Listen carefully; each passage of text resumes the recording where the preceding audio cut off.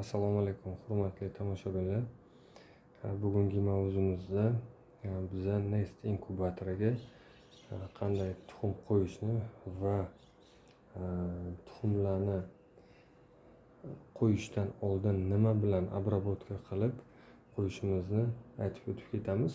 Necha foiz chiqishini xudo xohlasa ularni ham ko'rsatib o'tamiz. Bugungi video mavzumizda faqatgina mana shu kelgan tuxumlarni hozir bizada Jersey tuxumlari bor va Avstralop tuxumlari bor. Avstralop rumini bularni ikkovini ham Farg'onadan, Marg'ilondan jo'natishdi. Ikkovi ham ikkita odamdan olingan. Xo'sh, va o'zimizni dakanglarni tuxumi ham bor. Endi bu 60 talik inkubator bo'lgani uchun hammasi sig'adimi yo'qmi deb olib kelganmiz. Xo'sh, 22 ta Jersey tuxumlari va 25 dona Avstralop tuxumi bor. Xudo xohlasa hozir qo'yib chiqish jarayoni va sizlarga обработка jarayonini ko'rsataman. Mana bu Jersey tuxumimiz 22 dona. Mana bunisi Avstralop tuxumimiz 25 dona. Hammalariga kattakon rahmat tuxumlarni yetkazib berganlari uchun. Bularni donasini 15 mingdan oldim. Bularnikini 8 mingdan, Jerseylarnikini 8 mingdan, Avstralopnikini 15 mingdan olib keldik. Xo'sh, va bu yoqda o'zimizni mana shu dakanglarimizni va yapon tuxumlari bor, yaponka tuxumlari va o'zimizdan shu hovlimizda Jersey tog'lari bor edi, ularning ham tuxumi bor. Lekin bularning hammasi sig'maydi. Nimaiki, 60 ta deb yozilgan o'z aslida, lekin bu yoqda 60 ta sig'masligi mumkin. Chunki tuxumlarni katta kichikligi har xil. Shuning uchun hozir ochamiz. Xudo xohlasa hammasi yaxshi chiqishi kerak. Shunday ham bo'lishi kerak.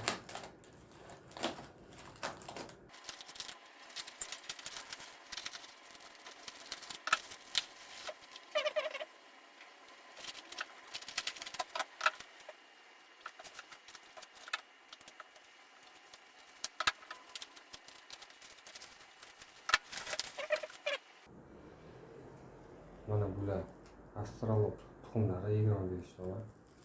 Salamati yaxshi. Katta kichiklari ham.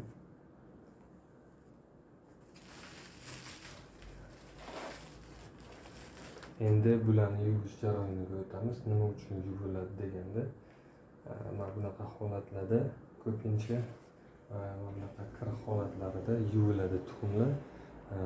Yuvganda ham chaynak soda bir ozgina uksus yoki margansovka bilan yuvsangiz ham bo'ladi. Margansovkani shu rozova qilib suvga qo'shib yuvsangiz bo'ladi. Suvimizni iliq qilgan holatda yuviladi. Chunki ko'p issiq bo'lsa ham tuxumga zarar keltirishi mumkin. Margansovka bilan chaynak soda bo'lsa hech qanaqa zarar keltirmaydi. U qobig'ini yuvadi, xolos. Bu ishning usulning farqi yo'q. Xohlaganingizda bo'laveradi. Bir ozgina solamiz burada.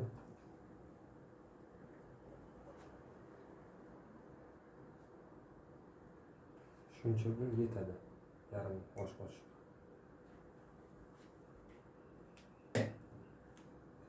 Chaynak soda.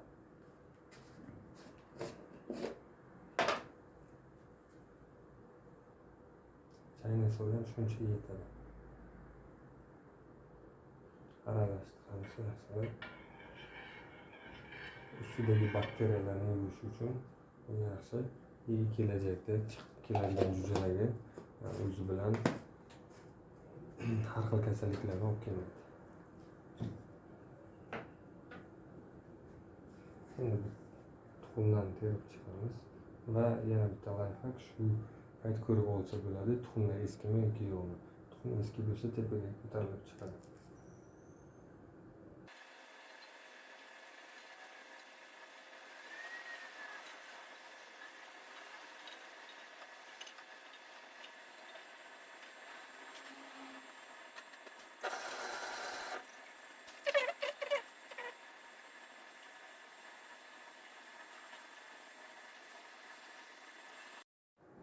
Hurmatli tomoshabinlar, tuxumlarni mana tozalab bo'ldik.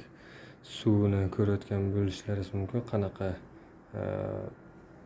kirib bo'lganligini. Endi o'zingiz tasavvur qilaveringlar, qanaqa holatda bo'lishi mumkin. Agar shu holatda qo'ysak tuxumlarni, qaysi holatda jo'jalar chiqib kelishi. Shunaqa bakteriyalar bilan jo'jalar kasal bo'lib chiqib kelishi mumkin va kelajakda u jo'jalardan yaxshi natija kutmaslik mumkin. Xo'sh, mana bu inkubatorimizni antiseptik bilan dezinfeksiya qilamiz. Chimlarni olib yaxshilab dezinfeksiya qilmasak, mayli bu yoqdan baribir kasallik qolib ketishi mumkin. Har safar mana shunday qilamiz. Yaxshilab dezinfeksiya qilamiz. Yoki oldingi jo'jalar chiqqanlardan har xil infeksiyalar qolib ketmasligi uchun. Bo'ldi, endi terish jarayonini boshlaymiz. Terishdan oldin tuxumlarni отметка qilamiz. Har birini kim qaysi qatdan kelganligini o'sha yerdan yozib tuxumlarni qo'yamiz. Nimaki chiqish jarayonida necha foiz chiqqanligini, kimdan olgan tuxumlarim nechtasi chiqqanligi o'shanda ma'lum bo'ladi. Adashib ketmasligimiz uchun. Astrologning tuxumlari 25 dona. Astrolog deb отметка qilamiz.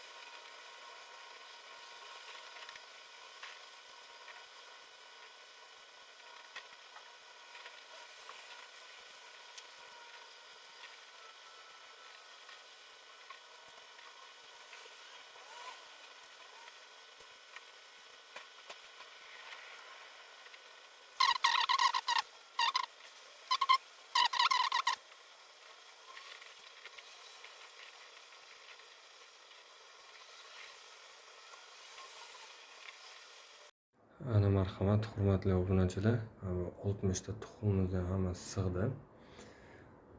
Xo'sh, endi bularni xudo xolasa hammasini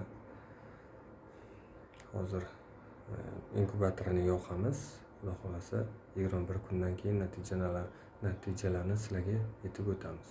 Xudo xolasa hammasi urug'langan bo'lsa, natija yaxshi chiqishi kerak. Hurmatli obunachilar, yana bitta narsani aytib ketmoqchi edim.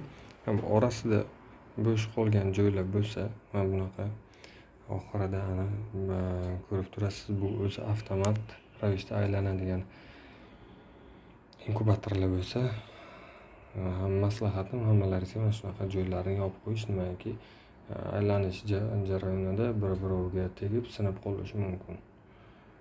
Xo'sh, bu yoqlariga qo'yilmaydi, o'zi bu tuxum qimirlamaydigan bo'lib ketgan. Hurmatli obunachilar, xona temperaturasi 24.7. Bo'ldi, endi yoqib yuboramiz. Inkubatorimizni yoqib yubordik, endi ishlash jarayoni. Namlikni 31 ko'rsatyapti, harorati asta-asta ko'tarilyapti, endi yoqamiz.